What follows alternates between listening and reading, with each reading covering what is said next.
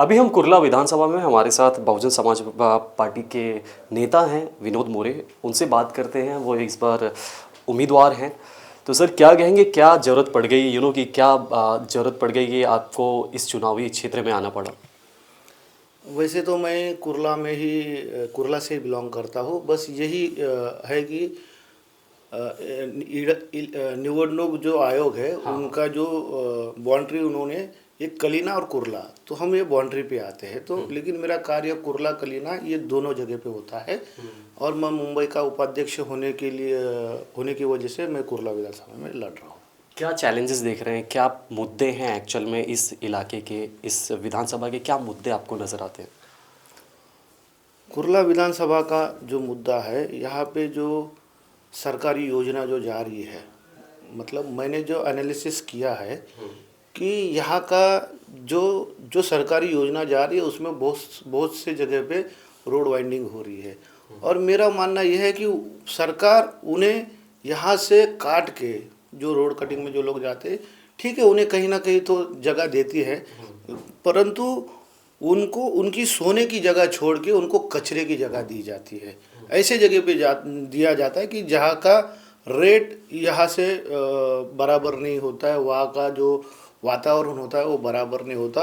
हालांकि खर्चा तो सरकार करती है, लेकिन मेरा मानना यह है कि सरकार अगर खुद डेवलप करे, अगर जहाँ भी उनका प्रोजेक्ट चल रहा है और वहाँ के लोग अगर विस्थापित हो रहे हैं, तो वहाँ के जो बचने वाले लोग हैं उनसे बातचीत करके अगर प्रोजेक्ट बनाया जाए तो सभी लोग जो प्रोजेक्ट में जाने जो बाधित होने वाले वो यहाँ रह सकते हैं।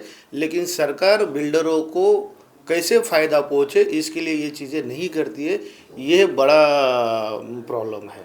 अच्छा, साथ ही वंचित समाज की अगर बात की जाए तो क्या मुद्दे उनके नज़र आते हैं आपको, क्योंकि आप बहुजन समाज पार्टी से आप इलेक्शन में खड़े हैं, तो उनके क्या मुद्दे नज़र आते हैं एक्चुअल में, क्या कोर मुद्दे हैं उनके?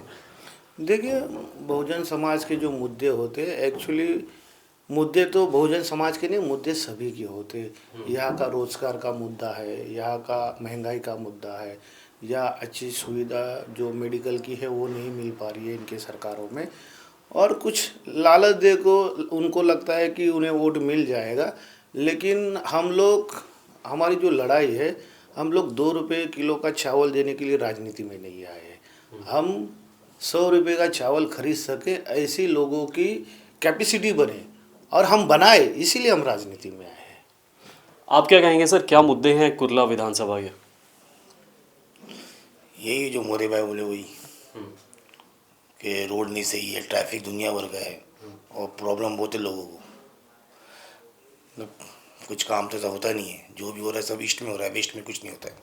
क्या वजह नज़र आती है वेस्ट में हो रहा है? जैसे वेस्ट में देखो बीकेसी बहुत करीब है, 5 मिनट में आप बीकेसी पहुँचते हो, लेकिन वेस्ट में बहुत ट्रैफिक है। प्लस यहाँ पे कोई डेवलप नहीं हो रहा है, जो भी हो रहा है सब ईस्ट में हो रहा है, वेस्ट में कुछ नहीं हो रहा है। साथ ही जो अभी यहाँ के विधायक हैं, क्या क्या उम्मीद की थी आपने, जो चीज़ें पूरी नहीं हुई? कि पॉलिटिक्स में भी काफ़ी चेंजेस हुए, इस बार फेरबदल हुआ, उन्होंने एकनाथ शिंदे का गुट ज्वाइन कर लिया। इन सब चीज़ों को किस तरह देखते हैं? क्या इन सब चीज़ों के वजह से जो वोटर है वो आपकी तरफ आए?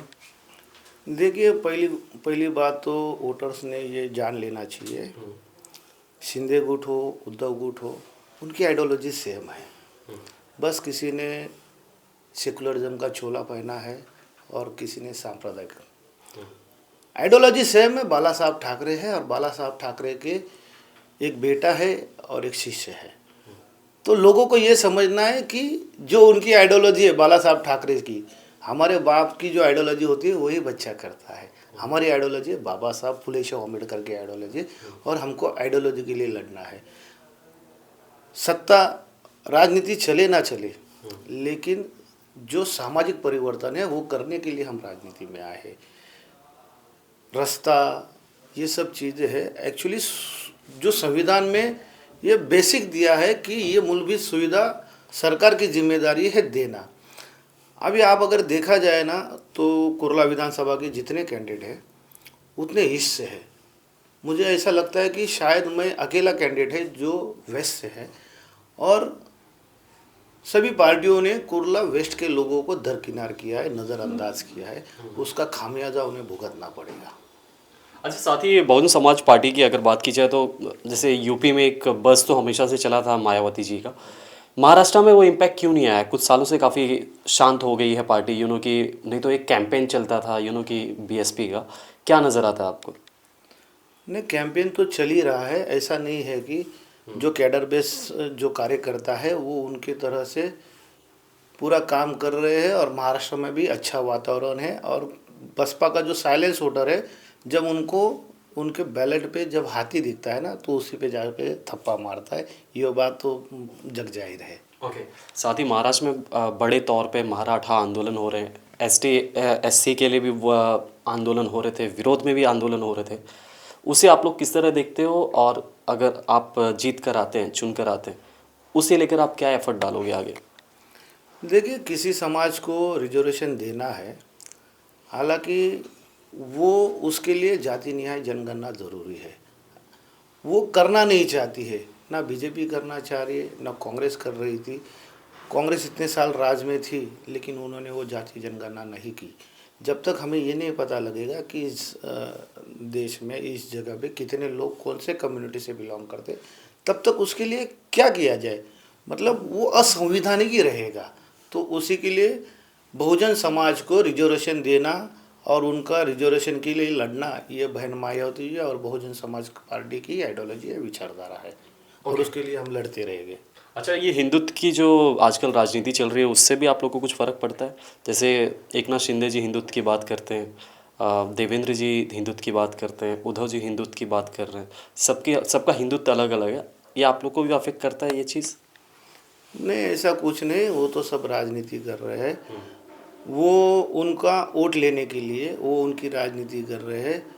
और कोई बाबा आता है, संत गुरु महापुरुष, और जो हम जिनको बहुत ऊपर ऊपर मानते हैं इन सब में, उनके खिलाफ कुछ बोल देता है। वो बोलने के पीछे उनका मकसद होता है कि वोट पोलराइज करना है, उनके वोट उनको लेना है। लेकिन हम मुस्लिम समाज है या दलित समाज है, जो भी है, वो जिनको मानता है उनके खिलाफ जब बोला जाता है, तो हमारे लोग जिनको वोट देते हैं वो चुप बैठते हैं। क्यों? क्योंकि यार हम बोलेंगे तो हमारा वो वोट खराब हो जाएगा।